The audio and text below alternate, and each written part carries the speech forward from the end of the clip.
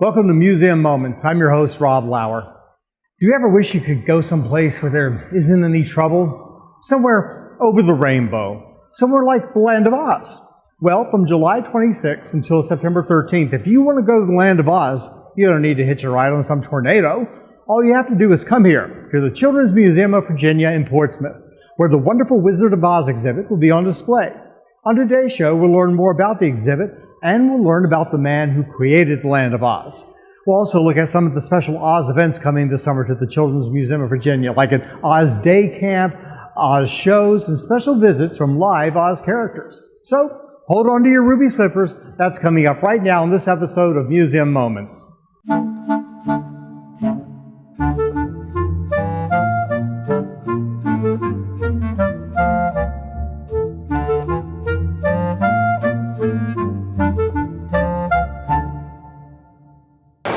Welcome to Museum Moments. I'm strolling down a very loud and busy Beasley Lane here in the Children's Museum of Virginia.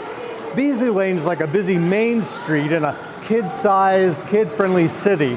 There's a grocery store, a bank, a pet shop, a music store, a doctor's office, a fire station, a planetarium, and then right over there, at the end of the street, is a museum. A museum within a museum? What's up with that? Well, the majority of displays here at the Children's Museum of Virginia are permanent. But over in the museum on Beasley Lane, the museum within a museum, new traveling exhibits come through every few months. On July 26th, the wonderful Wizard of Oz exhibit will open there, and it will stay on display until September 13th. Tim Mikowski, who heads the exhibits department of the Portsmouth Museums, has agreed to meet me over there and tell me more about the upcoming Oz exhibit. So, let's go over there and talk to him.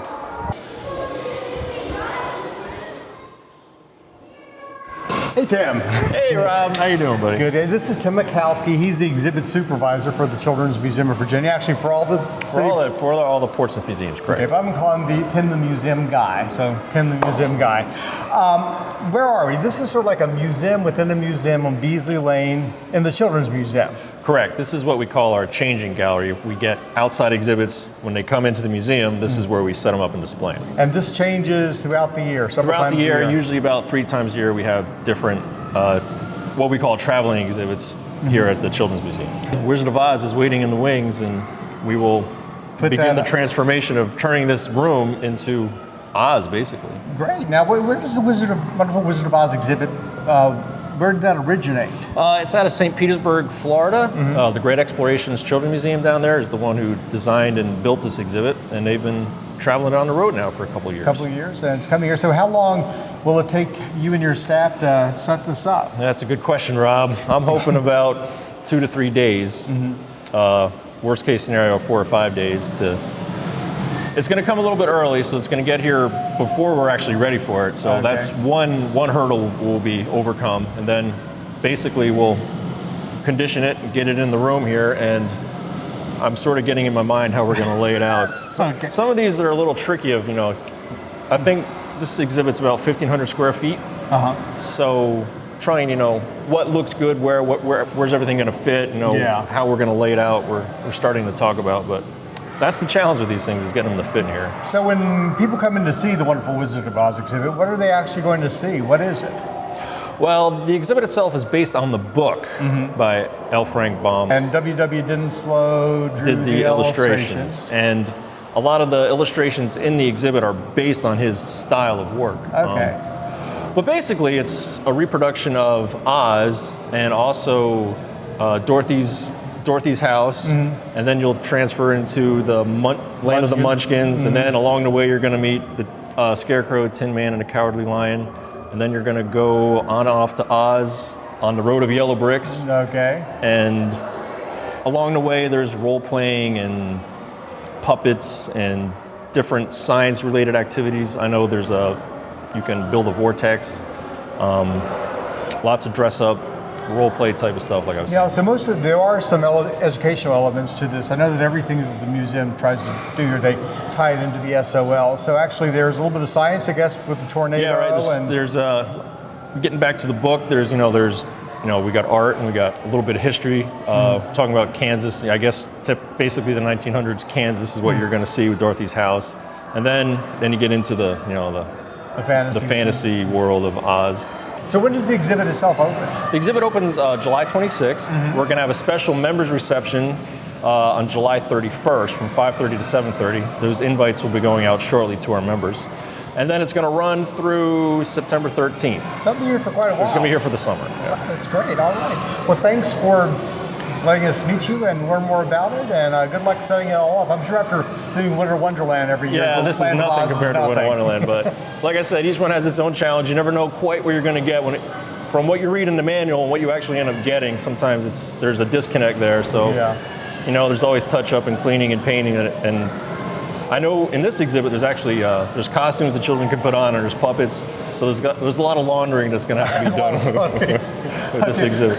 Well, good luck with that, and I see something over that way, so I'm just going to go over there and explore. But thanks, Tim. Thanks, Rob. Appreciate it. Take a look over here.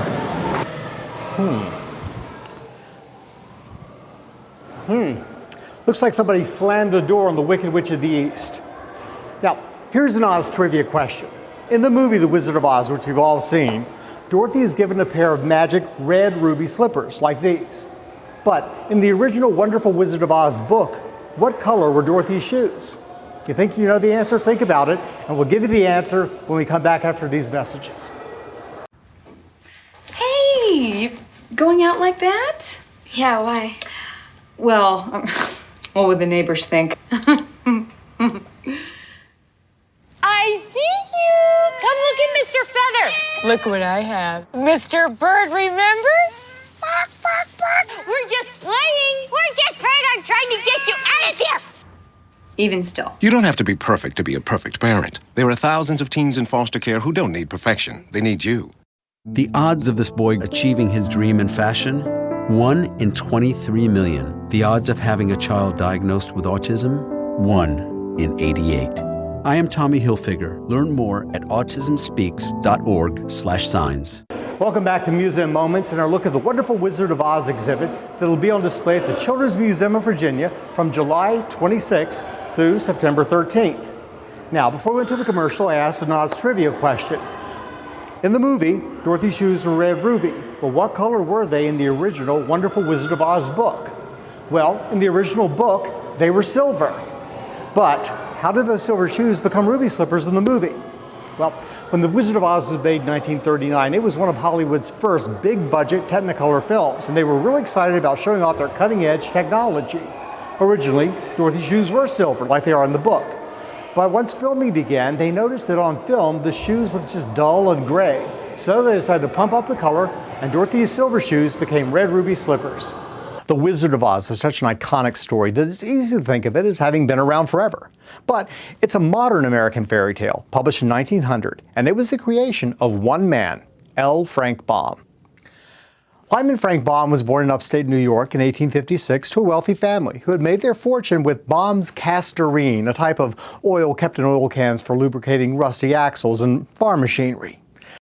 Frank was a very sensitive child whose overactive imagination often caused him to have nightmares. One dream that continually haunted him was that of being pursued by a frightening life-size scarecrow. To toughen Frank up, when he was 12, his parents sent him away to military school in Peekskill, New York. When Frank arrived at Peekskill and asked how to find his way to the school, he was told to follow the oldest paved road in town, that it would take him right to the front gate of the academy. That road was paved with yellow bricks. Young Frank hated life at the military school and wanted more than anything to get back home again. During his first year at the school, 12-year-old Frank suffered a mild heart attack. Doctors determined that the boy suffered from a weak heart and sent him back home. Frank's parents supported and encouraged him in all of his interests, which included such diverse things as journalism, printing, raising rare breeds of hens, and theater. More than anything else, Frank loved writing and acting in plays. His wealthy father built a theater, and there Frank, when in his early 20s, produced a very successful melodrama in which he took the starring role, using the stage name Louis F. Baum. The show was so successful that it toured the country. When Frank came home from touring during Christmas of 1881, he attended a party where he met the two women whose influence would change his life. 20-year-old Maud Gage was one of the first women to ever attend Cornell University. When she and Frank met that night, it was love at first sight, and shortly after, they decided to get married, which at first didn't please Maud's mother, the famous 19th century feminist Matilda Jocelyn Gage. Susan B. Anthony, Elizabeth Cady Stanton, and Matilda Joslyn Gage were the founders of the 19th century women's rights movement in America. Matilda was considered the most radical of the three, mainly for theories on the treatment of women throughout history, theories that wouldn't become mainstream until the end of the 20th century. Her most radical theory was that throughout history, whenever women became too opinionated, too powerful, or too educated, political and religious leaders accused them of being witches and punished them accordingly. Matilda insisted that the thousands of women who had been burned at the stake, hanged, tortured, or imprisoned for being wicked witches were in fact good. Once Matilda finally consented to her daughter marrying Frank Baum, her ideas had a great impact on his thinking and on his imagination. Frank and Maud married in 1882 and began a family that would eventually include 4 sons. And then everything went wrong. Frank's theater burned to the ground. His wealthy family lost much of their fortune in the oil market. For the next 18 years, Frank Baum struggled just to keep his family fed with a roof over their heads. Every business venture he undertook failed him instantly. At one point, he moved with Maud and the boys to the Dakota Territory to try his hand at retail. His store, Baum's Bazaar, never made a cent and closed after just a few months. He started a newspaper in Dakota. It failed too. Finally, Frank was reduced to moving his family to Chicago, where they moved into a low-rent house, and he hit the road as a traveling salesman. But another heart attack caused him to quit the strenuous job. He tried his hand at decorating show windows for Chicago stores. One of his most inventive displays involved a man made completely out of tin cookware that was for sale in the store, topped off with a funnel hat. But as creative as he was, Frank Baum, now in his early 40s, was barely able to support his family. Despite constant financial worries, Frank enjoyed nothing more than spending evenings at home with Maud and their 4 boys, who he entertained nightly with comical, nonsensical stories. One evening in 1896, during one of her frequent visits with the Baums, Matilda Joslyn Gage observed for the first time one of Frank's nightly storytelling times with his sons. Matilda had never seen this side of her son-in-law, and she found herself laughing along with her grandsons at Frank's comical stories. Later that evening, after the boys went to bed, Matilda pulled Frank aside and said, "Frank Baum, you're a darn fool if you don't write those stories down and try to sell them." Frank took his mother-in-law's advice. 1 year later, in 1897, Baum's first book, Mother Goose and Prose, hit the bookstores, and like everything else he had attempted in his life, it was a complete failure. But with encouragement from Maud and Matilda, Frank wrote a second book, this one of comical nursery rhymes entitled Father Goose, His Book. Why Father Goose? Because, as Frank explained in his first rhyme in the book, Mother Goose had gone off to join the suffragette movement, leaving her husband in charge of the children. Father Goose, His Book, became the year's best-selling children's book, which didn't help Frank's finances at all. You see, in the 1890s, the children's book market in America was practically non-existent. Even a best-selling children's book earned very little money. In March of 1898, the Baums suffered a great personal loss. Matilda Joslyn Gage died at age 72, leaving behind a grieving and still financially strapped Maud and Frank. Early one evening, months after Matilda's death, with another winter settling into Chicago, Frank was walking through the snow-covered street as his sons played with their sled. And it was then suddenly that the idea for a children's story, unlike anything he had ever heard, came to Frank in a rush, cobbled together from bits and pieces of his life up until then. The story had a scarecrow in it, but unlike the horrifying figure in his childhood nightmares, this one was friendly. There was a man, made completely out of tin, like the one Frank had created for the department store's window display. And like Frank, the Tin Man lacked a proper heart, and he needed to be with oil, like the one produced by his family's oil company. The story was set in a faraway land ruled by a mysterious man everyone revered as a powerful wizard, but who was in fact just an actor from a circus sideshow. There were wicked witches in the land, but the most powerful witches were good and wise women who used their powers to help others, the type of powerful women that Matilda Gage insisted society had always persecuted. Most unusual, the hero of the story was not a little boy, but a little pioneer girl from Kansas.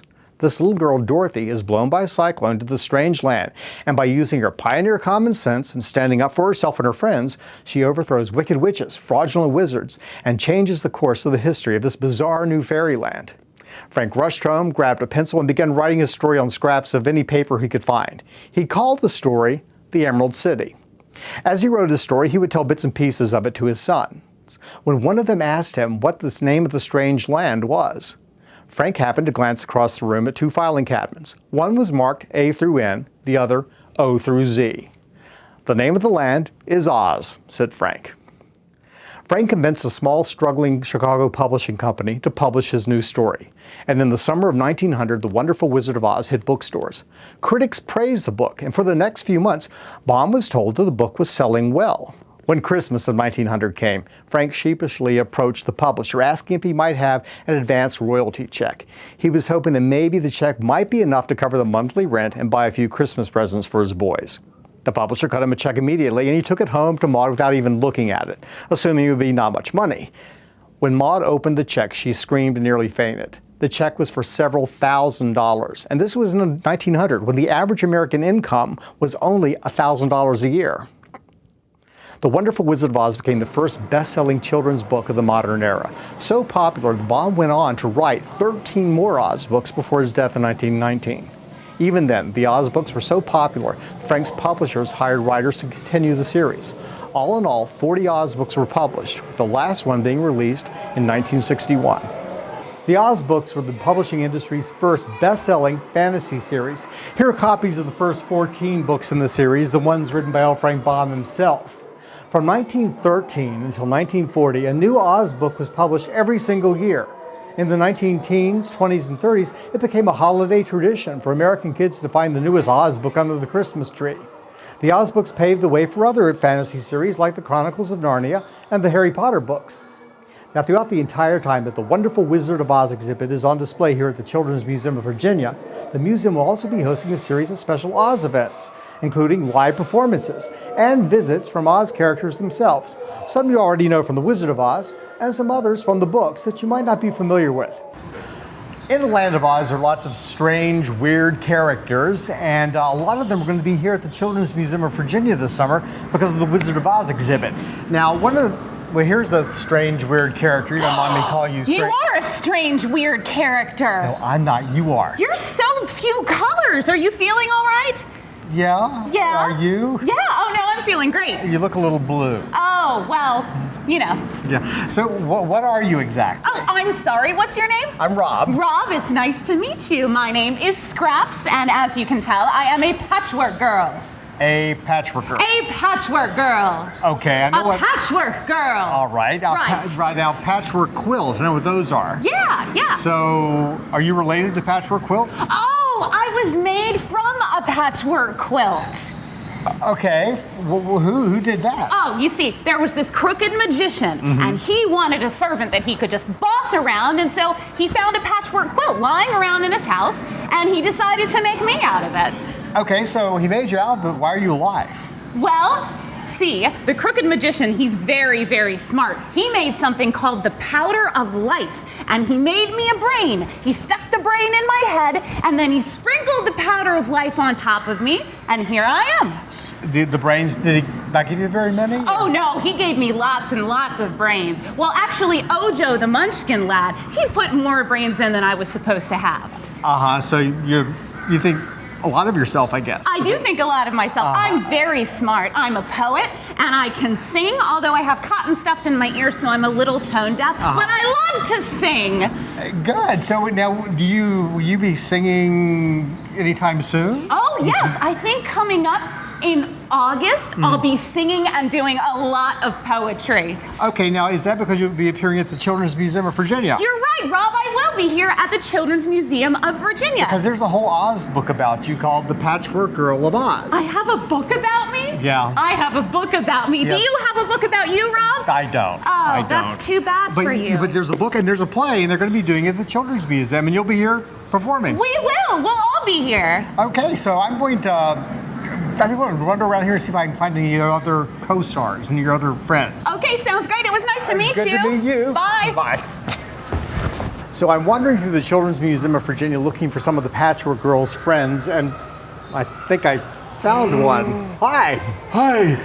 Who are you? I'm Rob, and I think you're probably a friend with the Patchwork Girl? Oh, I am. Scraps is my friend. Okay, and what is your name? Oh, I am the Woozy. The Woozy. The Woozy. Okay, and Woozy. Okay, and now what exactly is a Woozy? A Woozy is me, because I'm the only one. Okay. The Woozy. The Woozy, and you're made like all out of squares. Oh yes, all Woozies are made of squares. All Woozies? All of them, because there's only Only me. one, only you. Okay. The Woozy. So, The, Rob. The Woozy. The Woozy. The. Not Woozy, just Well, Woozy, but only if you're my friend. Will you be my friend, I'll be your friend if I can Rob? call you Woozy. Yes, Okay. because you're my friend. Okay, so Woozy, now where do you live? Oh, I live in Munchkin Land, and I run through all the fields eating up honeybees. They're delicious. You like honeybees? I do. They taste so good. But when you come to the Children's Museum of Virginia, in one of their displays, they have a giant honeybee that's even bigger than you are. A giant honeybee. Yep. Yummy. I don't think you want to eat him though. He's bigger than you are. Ooh. He might turn on you. That would be very, very big. Yeah. So now, how did you meet the Patchwork Girl? Oh, the Munchkin farmers, they locked me up because they didn't like me eating all their honeybees. Oh, they locked you up. They did, but Scraps and her friends, they got me loose. Oh, great. And so then you escaped and went and had adventures with them? We did. We went all over Oz looking for things. And you know, your adventures have been made into a play that's going to be at the Children's Museum of Virginia this summer. It is? Yes, you'll be there, acting it out. Oh, I should get ready. You should. Okay. Wait. For your big debut? I should. I need makeup. Makeup? Yes. Okay. Because I'm going to be a star in the play at the Children's Museum. Okay, great. Let me see. What would they call the play? What would The you- Woozy of Oz. Actually, I think they're calling it the Patchwork Girl of Oz. Oh. Are you okay with that? Well, sure, because she was there too. Okay, you'll be the co-star. Oh, You'll be okay. the leading man, sort of, I guess. Leading Or- Woozy. Leading Woozy, that's right. Okay, well, good meeting you, Woozy. I'm going to go wander around and see if I can find somebody who can tell me a little bit more about your show. Okay, Rob. All right. Take care, fella. He's my friend. Well, I've found someone else here who is not a character for Oz. This is Mike Burnett. Good to meet you, Mike. Nice to meet you, Rob. And Mike is the artistic director of the Children's Theater of Hampton Roads. That's right, And you're that's the right. producers of the Patchwork Girl of Oz. I wrote and directed our adaptation of The Patchwork Girl. So what drew you to the story? I really liked it. It's a typical quest story, but it's very different than the original Wizard of Oz. And it's new characters. You get to meet a whole new cast of characters. And so it's a lot of fun. And now you originally performed this out at the Suffolk Art Center back in the fall? That's right. Every third Saturday of the month, we're at the Suffolk Center for the Cultural Arts, and twice a month at the Virginia Beach Central Library. And this is just one of many shows that you've been doing for years. That's right. Different show every month. Okay, so if they can come to the museum to see the Patchwork Girl of Oz, tell us a little bit about the show itself. Will you be seeing a cast of thousands? Is it just a small cast? No, it's only five actors. Three of the actors have to play multiple different characters because it is a lot of people in the land of Oz. We have 3 different puppets. We have the Woozy, the Scarecrow, and the 10 Woodsmen are all portrayed by puppets. And the Scarecrow, they're life-size puppets? They are. The Scarecrow and the 10 Woodsmen are taller than I am, actually. Wow, that's cool. It's a lot of fun. Great. It's a lot of fun. So has the reaction to the show been pretty good? We had a really great turnout, and the audiences loved it. It's a whole lot of fun. You're following Ojo, the Munchkin lad, throughout the land of Oz, trying to help his uncle. So you get to- And now, is there music in it, or is this a straight play? No, it's just a straight play. Some of the characters do sing. Scraps, the Patchwork Girl, I believe, told you that she likes to She does sing, like to so sing, she you do said. get to hear her. But it's not a musical. It is just a straight play. Okay, great. Now, you're going to be performing how many times at the Children's We will be Museum of here Virginia? August 2nd and August 30th. There will be 2 performances each day. And then August 8th, we'll be here. Scraps will be talking to the patrons of the museum. Just wandering through the museum, making a spectacle of Absolutely. herself. Well, thanks for joining us and telling us about it. Absolutely. And, Thank good you for luck. having and us. We're looking forward to seeing the show. Excellent. Thank you. Did you know that the first full-length Oz movie was not The Wizard of Oz in 1939? 25 years earlier, in 1914, Hollywood produced the very first full-length Oz movie, and it was The Patchwork Girl of Oz.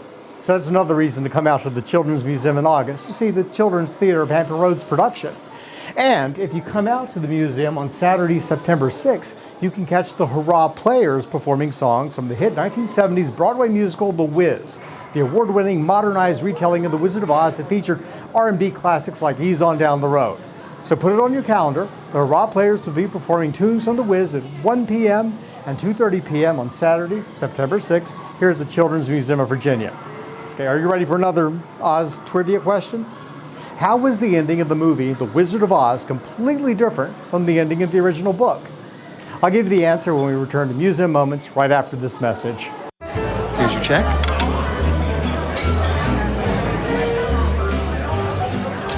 Oh, you got it.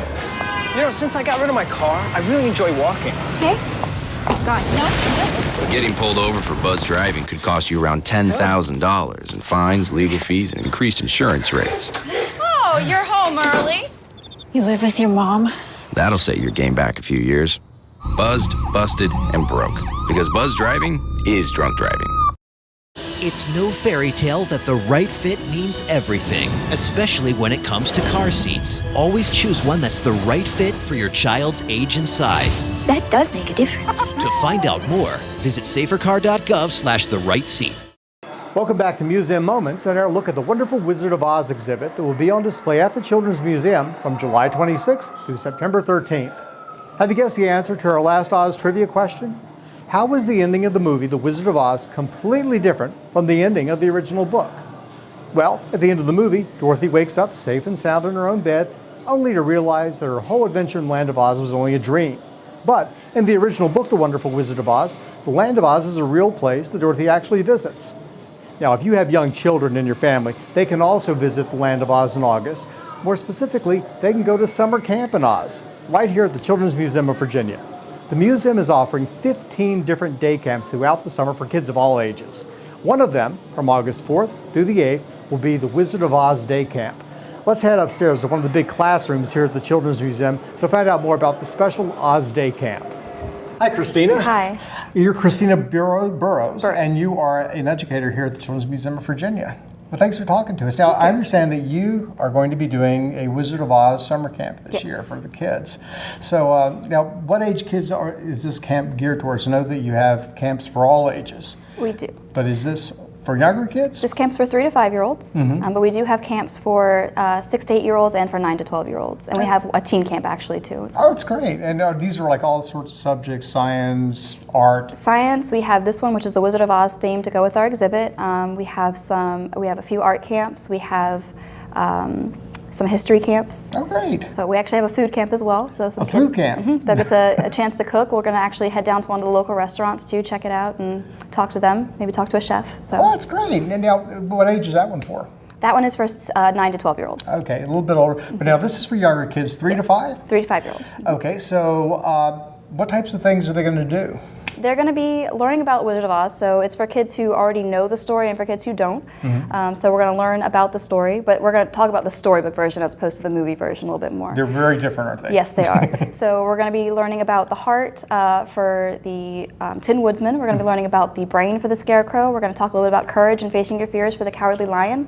Get to make some activities they can take home. And we're actually going to get to check out our exhibit and have a few special characters come in at the end of the week to interact with the kids as well. So the special characters, would that be the Patchwork Girl of Oz cast members? Well, that sounds like a lot of fun.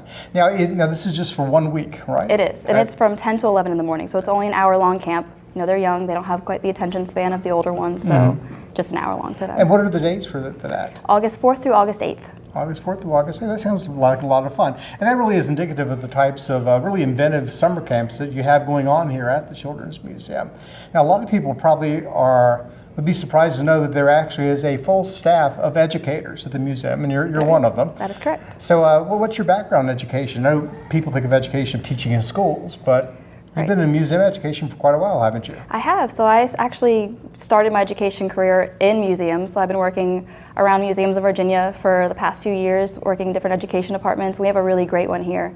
Okay, and I know everything display-wise at the Children's Museum is built around the SOLs. Yes. So is it the same thing with the camps, or can you be a little bit more expansive in the summer with the camps? We can kind of expand a little bit more because we also want to get the homeschool kids too to come in and so they don't have to worry about the SOLs as much. But our programming we do during the school year is very SOL based. Okay. But these we can kind of step outside of our box a little bit more and talk about other topics as well. And they have some really fun things. I know there's also, it's not Oz, but there's actually a wizarding camp later on in the summer for a little bit older kids, more Harry Potter. Yes, Harry Potter and some of the other really popular books out these days. So I think Percy Jackson and maybe a little Hunger Games in there too.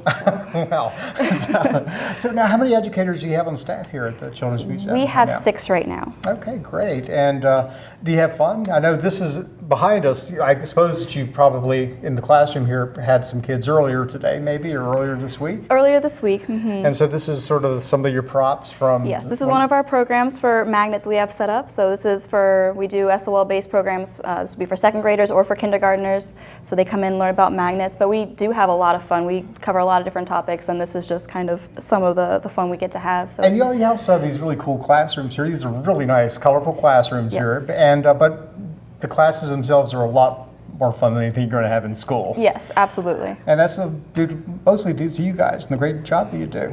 And we get to do a lot of stuff you can't actually do in the classroom, so it's fun. And the Wizard of Oz camp is indicative of the type of thing that you couldn't do in school, but you can in a summer camp. Absolutely, and at a children's museum. All right, so again, what are the dates for that? It's August 4th through August 8th from 10 o'clock till 11 o'clock. Okay, and it's for kids age? 3 to 5 years old. 3 to 5, the Wizard of Oz camp. Wizard of Oz. All right, thanks for joining us, so Christine, much. and telling us all about it. We hope you enjoyed our little trip to Oz today, and that you'll come out and see the wonderful Wizard of Oz exhibit on display at the Children's Museum of Virginia from July 26th through September 13th. Also, don't miss the museum's special Oz events, like the Patchwork of Oz performances in August, or the Wiz performances in September, or the Wizard of Oz Day Camp, August 4th through the 8th. For more information on these events or any of the events at the Children's Museum, just visit their website, www.childrensmuseumva.com. The site also has links to the websites for the other City of Portsmouth museums, the Naval Shipyard Museum, the Lightship Portsmouth, and the Portsmouth Art and Cultural Center. I'm Rob Lauer. Join me next time for another episode of Museum Moments.